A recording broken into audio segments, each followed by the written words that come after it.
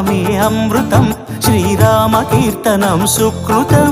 ఈ రామచంద్రుడే లోక రక్షయని అంతరాత్మ పలికే.